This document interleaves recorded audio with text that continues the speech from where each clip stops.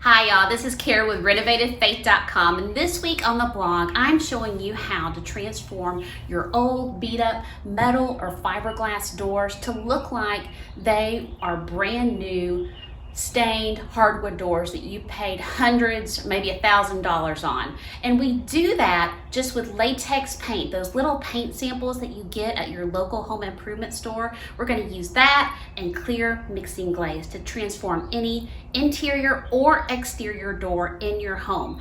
And I'll also give you 7 different shades to choose from so that you can match your home's exterior or your home siding, just so that it fits whatever look you were going for with your home style. Stick with me and I will show you how to do this step by step with this easy tutorial.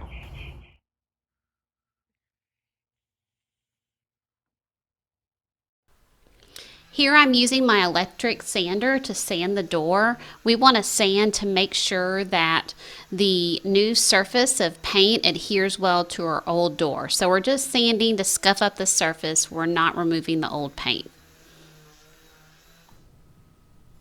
Here I've already primed my door in Zinsser Cover Stained Primer, and now after it's dried I'm sanding again just to smooth out the finish.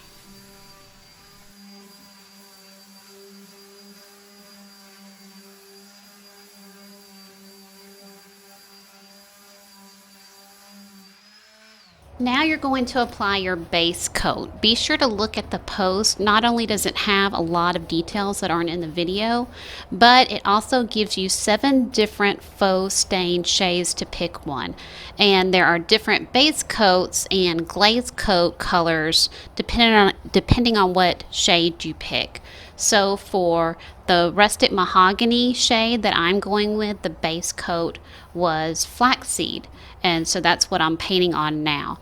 Also, you don't need to worry about brush strokes because this is one of the few times that we actually want brush strokes because it will mimic the texture of wood grain. Before we start taping off sections of our door to paint, I'm going to show you how to do the faux finish with glaze. What we're going to do is mix together our paint, clear mixing glaze, and water according to the blog post. And you just mix them together. Each shade is going to have different colors, so that's why I put all the information in the blog post. After you mix them together, you're just going to brush them on. And the first thing you're doing is just covering the surface. It's not even really important what direction you brush in. So just get your whole taped portion of your door that you're working on covered in your first layer of glaze.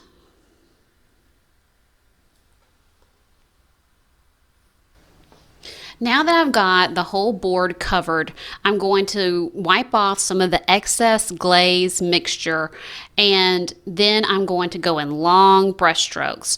I'll start at one end of the board, or for your door, your taped area, I'll go from one end to the other without lifting up my brush. And I'm wiping off extra glaze in between. So what you're seeing here is it's creating a faux grain. You'll see how the base coat color is coming through, and it's making kind of a faux wood grain finish. If you mess up and go in the wrong direction, that's okay. Just keep brushing in long strokes. So your door is going to have 2 different layers of glazed paint, and each one is going to be a slightly different shade. Now that the first layer has dried for 2 hours, I'm putting on the second layer and color of glaze. Like before, I'm doing the exact same process. I'm just getting the glaze mixture on the board just to get it covered. It doesn't really matter what direction at this point.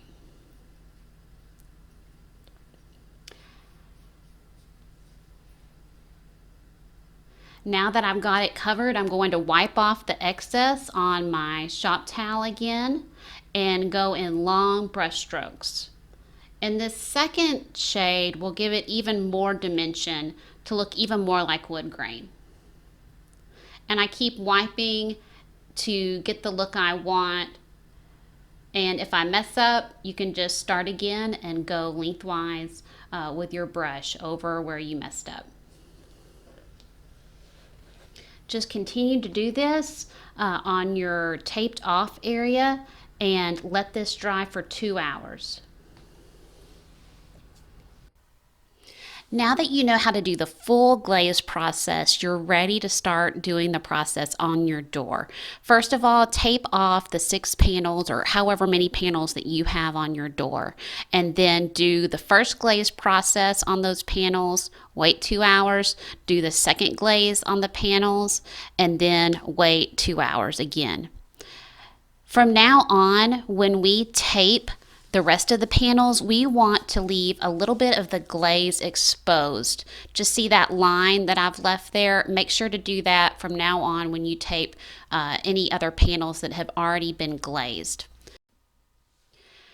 Now that the panels have dried, it's time to remove the tape and then tape the horizontal panels. You can see on the left that I've done the first glaze mixture on the horizontal panels, and then after that dries, do the second glaze mixture, and then you can remove the tape. Here's a close-up of me getting the first glaze mixture on. I'm just getting it on the surface that I've taped off.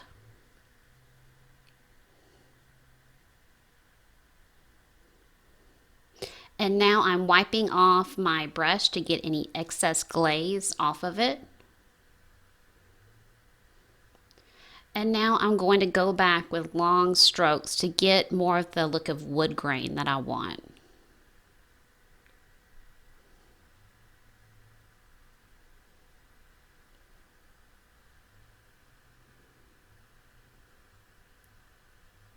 So now the first glaze layer has dried and I'm putting on the second glaze layer, again just getting it all covered.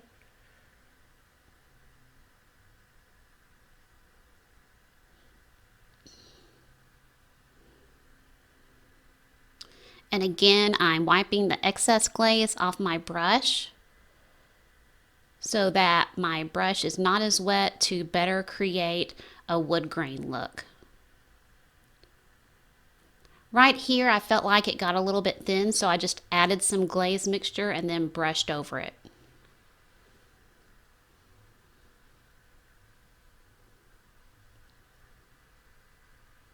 Last, tape the vertical panels and do the full glaze process on those and remove the tape. After you remove the tape, the glaze will still be a little bit wet. This is a good time to do any touch-ups that maybe didn't get covered, and you can use your second glaze mixture to do any touch-ups with a small brush.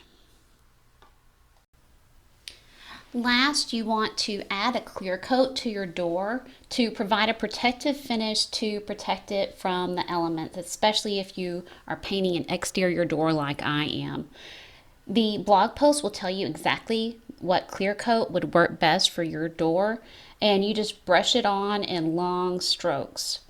I put on one layer, let it dry an hour, and then brushed on a second layer. You could even do 3 layers if you want to. Now you can see how great my door turned out. I'm so excited about this new transformation. It's hard to believe that this was done with just latex paint and glaze. Be sure to check out the blog post at renovatedfaith.com for the full step-by-step tutorial as well as the source list for this project. And as always, be sure to leave a comment if you have any questions and I'll be sure to get back to you.